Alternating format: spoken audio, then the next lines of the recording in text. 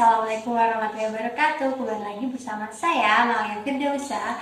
Kali ini saya akan mewawancarai salah satu narasumber yang bernama Pak De Joko. Beliau adalah salah satu pensiunan yang sekarang bergelut di bidang perkebunan. Langsung aja kita masuk ke sesi wawancara. Baik, Pak De, di sini saya ada beberapa pertanyaan mengenai pekerjaan karir Pak De. Sebelumnya bisa Pak De memperkenalkan diri? Ya, nama saya Joko Saryono. Alamat saya di Gresik Tikba. Bisakah Pak De cerita tentang latar belakangnya sebelum menjadi seorang pensiun itu, Pak De dahulu itu bekerja sebagai apa ya? Saya dulu sebelum Pornas itu bekerja sebagai guru di lingkungan pendidikan dan kebudayaan. Guru waktu itu guru ini selama Kabupaten Magelang selama 37 tahun. Baik Pak De, kita masuk ke pertanyaan kedua. Apa yang membuat Pak De itu memutuskan untuk terjun ke bidang bisnis perkebunan?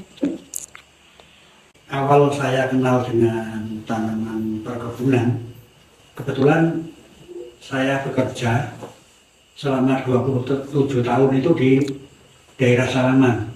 Jadi daerah sana itu memang terkenal sebagai sentra pembibitan tanaman hortikultura, khususnya ya tanaman buah-buahan ataupun mungkin tanaman keras yang lain juga dikembangkan di sana. Di sana hampir setiap desa itu mengembangkan pembibitan. Jadi sedikit banyak termasuk lingkungan saya waktu bekerja itu di memang lingkungan pembibitan tanaman perkebunan. Awal mula masuk pada bisnis perkebunan itu kira-kira tahun berapa ya Pak De? Jadi sebelum saya pensiun, saya pensiun tahun 2020, jadi sebelumnya juga tahun 2018, 19, 20 untuk persiapan menghadapi pensiun.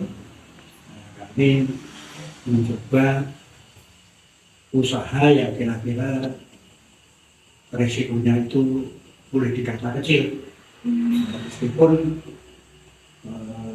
secara finansial itu tidak langsung bisa dilihat hasilnya, memang jangka panjang. Termasuk tanaman yang kami tanam itu tidak instan, jadi tanaman tahunan. Baik, untuk selanjutnya tantangan terbesar apa yang Pak De hadapi ketika Pak De itu memulai bisnis perkebunan?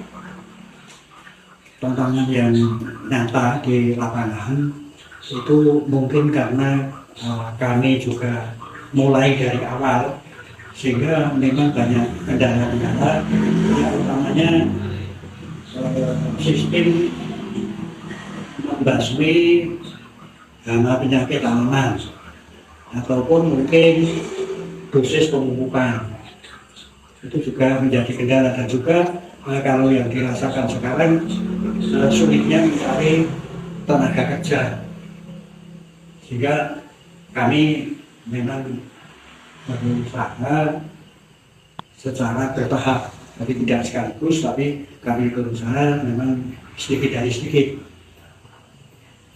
Berarti tantangannya banyak sekali ya Pak Iya. De?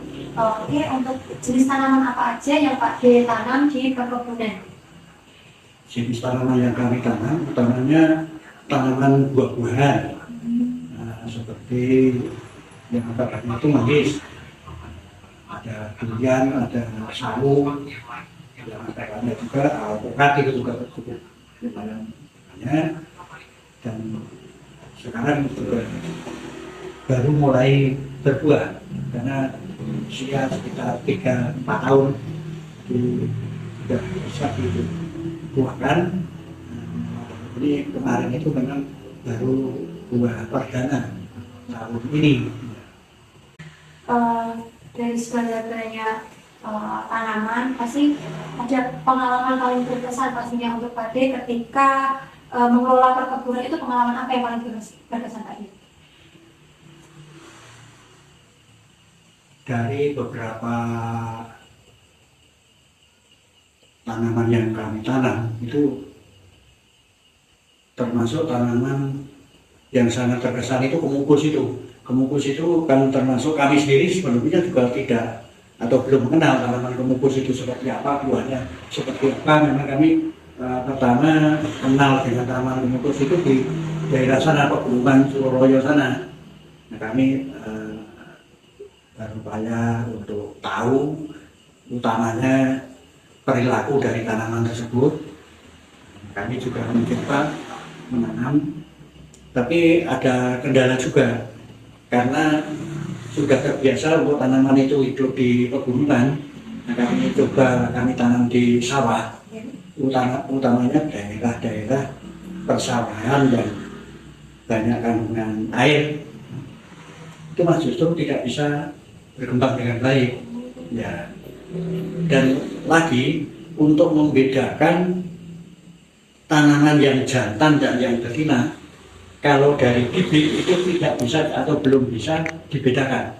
Termasuk pengusaha pembibitan di sana, di Suroloyo itu tidak tahu. Jadi nanti akhirnya bibit itu jadi jantan atau betina, bisa berbuah atau hanya berbunga. Kalau jantan yang hanya berbunga tapi tidak berbuah. Nah, ternyata itu ada beberapa tanaman yang hanya berbunga dan tidak berbuah. Sekarang kita masuk ke manfaat terbesar apa yang Pak dirasakan ketika menjadi pengusaha perkebunan? Ya, langsung itu hanya apa istilahnya untuk kepuasan. Ya, kepuasan karena kami sendiri sudah purna, sudah tidak ada pekerjaan tetap yang lain, dan kami berupaya untuk mengisi waktu yang lebih bermanfaat, utamanya lebih ada harapan, ya, lebih ada harapan untuk menopang tambahan hasil. Harapannya kan begitu, ada tambahan hasil dan sekaligus untuk mengisi waktu luang. Ya. Baik Pak D, terima kasih sudah cerita banyak tentang perkebunannya, tentang manfaat dari berkebun, susah senangnya itu gimana. Terima kasih atas sarannya tadi juga buat anak-anak muda. Buat teman-teman, jangan lupa untuk tonton video ini, like dan subscribe. Terima kasih. Wassalamualaikum warahmatullahi wabarakatuh.